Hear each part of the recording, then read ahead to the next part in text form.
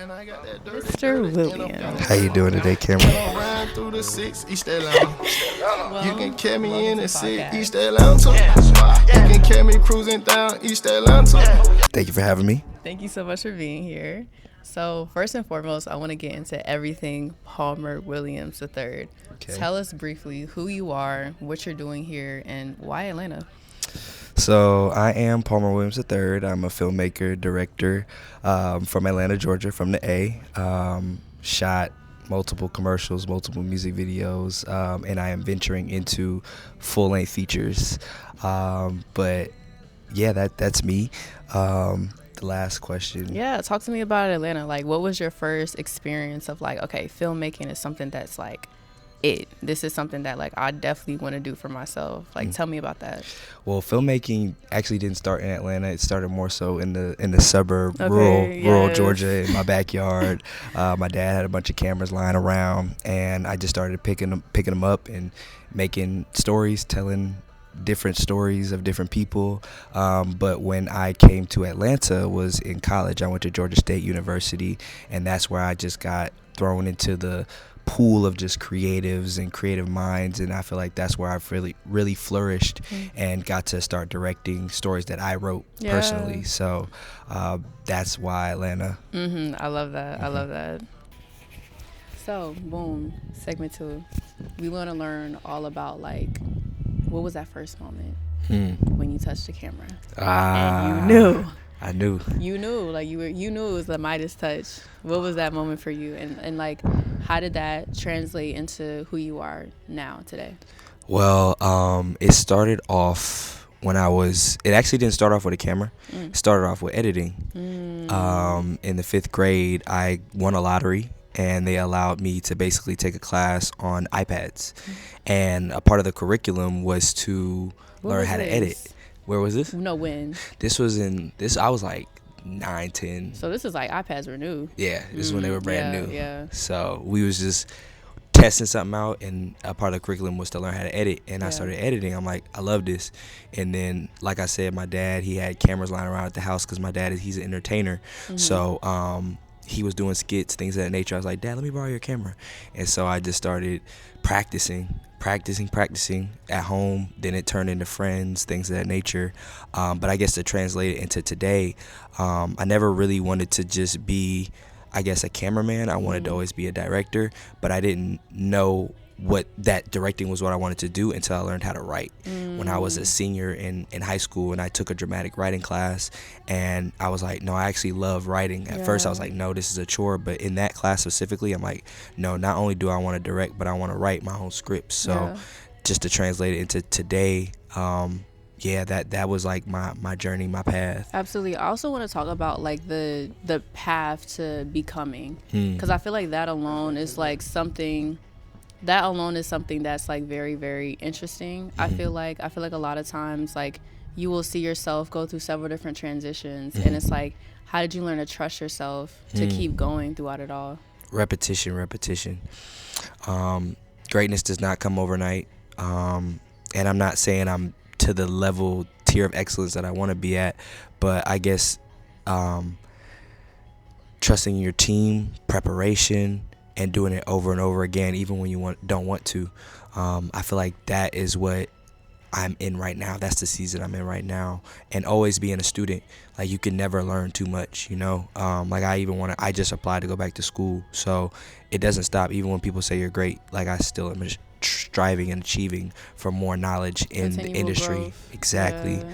So it never stops. The growth can never stop. No, never. Yeah. Not even when I'm 80, I'm still be directing like the Dons, you know. Yeah, like Martin Scorsese and all the folks. 100%. I love that. Okay, let's get into your inspirations next in our next segment. Okay, let's do it. So, Mr. Williams, for our next segment, talk to me about your inspirations. I know you said a lot of fashion films when we first initially talked, but I also want to hear your perspective on like, how has God really shaped your whole relationship when it comes to you being able to put your art out there and through the world?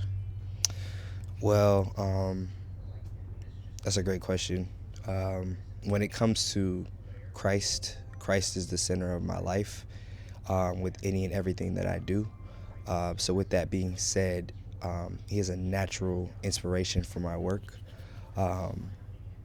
I strive to be an ambassador for Christ through whatever I do. I dedicate my gifts to him. So with that being said, I try to come to God with my ideas, ask him what he wants me to do, move forward with. I try to root everything I do in Christ some way, shape, or form, whether it's a scripture at the end or if it's the way a character moves, the way a character listens, experiences life, and most of all, testimonies, because a lot of people can preach all day, but you can learn more from a testimony than you can from that real life experience. Testimony is one of the best teachers. Life is one of the best teachers than somebody just telling you how you're supposed to live, you know? So yeah, absolutely. I want to touch on that because it's like I feel like that's another conversation with like spirituality versus religion. And I feel like, in my perspective, I feel like the church is an amazing start, but I feel like you truly have to cultivate that relationship with like God on your own, and that comes through real life experience and like going through stuff in real life that forces you to understand that like I couldn't do this without God, you know? Right. You can't. It's literally impossible. And you said it, like a lot of people like to downplay the church because they think religion is Christianity, but in reality, God is our Father, and he wants to build a relationship with us. Like you said, it's all about relationship. If you want him to talk to you, you have to spend time with him. You know what I mean? It's not about just saying, God is not just some genie, you know?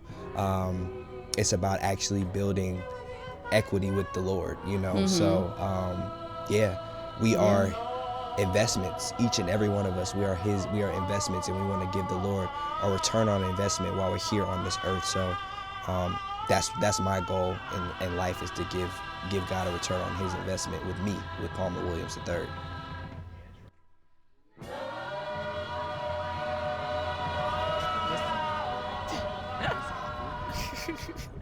What's up?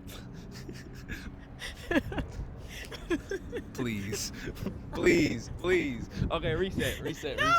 No. All right, cool. That was supposed to be smooth. That was not smooth.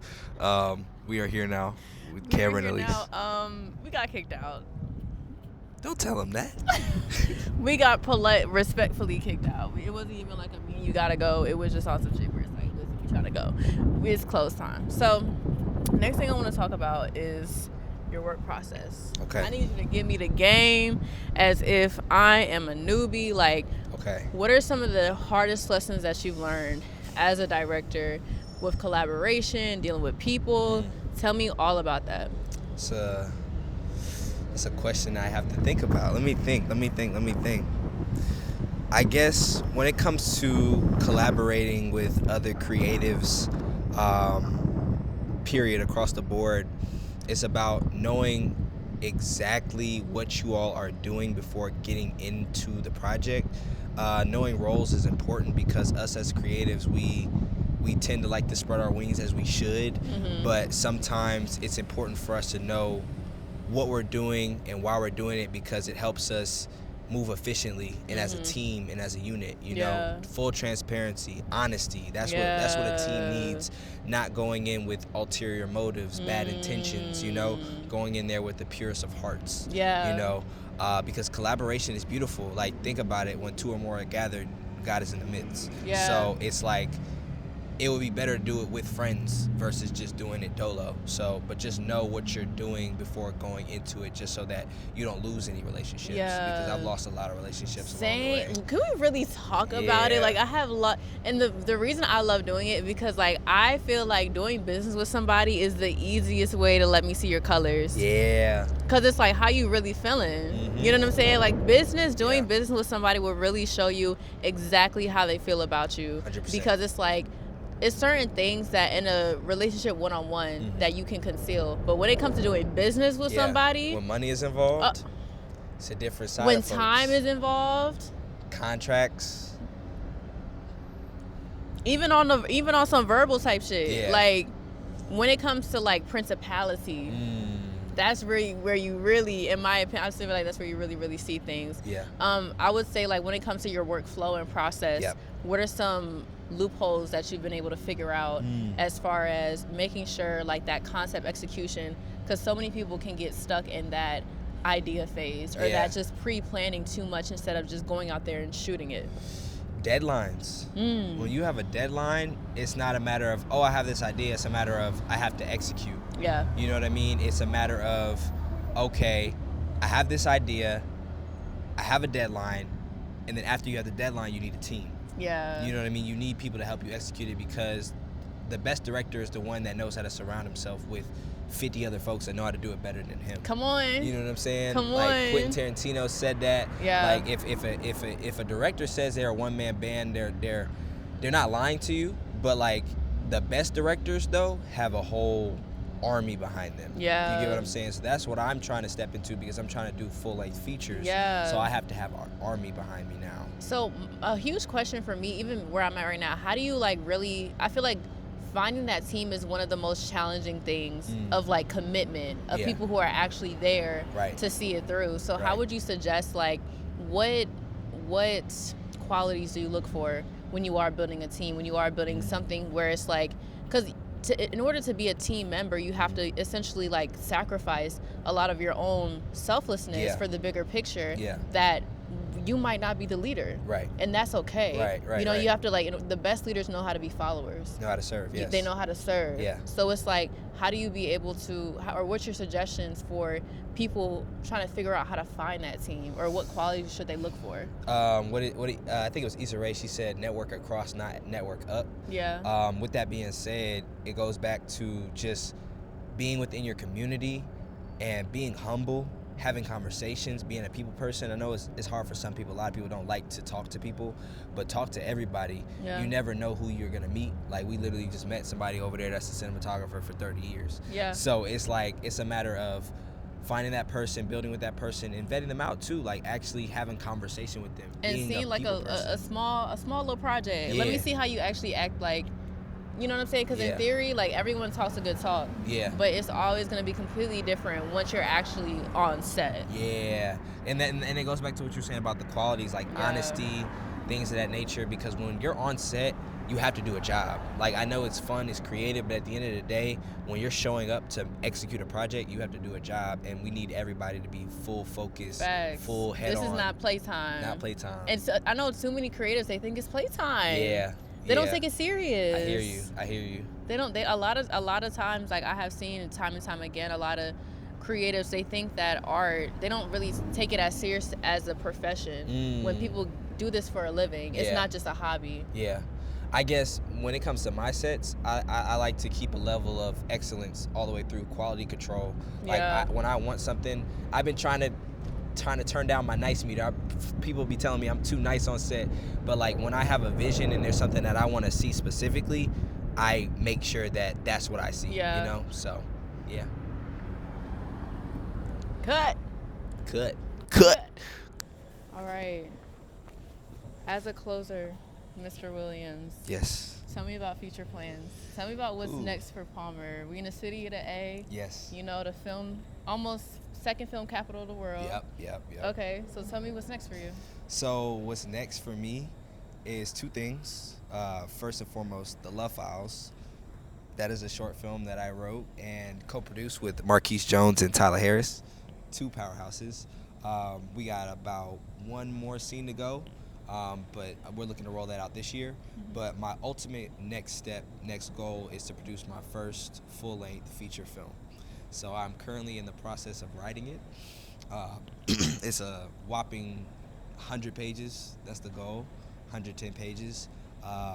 So that will be shot in the summertime, and it'll be about skateboard culture in Atlanta, black and white, just trying to do more representation in the skateboard community. So it's gonna be called All American Skate Tape. Ooh, exciting. Yeah. So that's gonna be tough. I'm definitely gonna be on the lookout. So tell me, like, what's the closing word that you want to say to, like, your younger self? The closing word I always say to my younger self is be patient. Remain hungry, remain humble, but be patient. And know that what God has for you, He is going to give to you. Don't have to chase. Know that your time will come. But just keep working hard, be a student of the game, and keep moving forward. Beautiful. Yes, ma'am. Well, thank you so much for your Thank you time. for having me.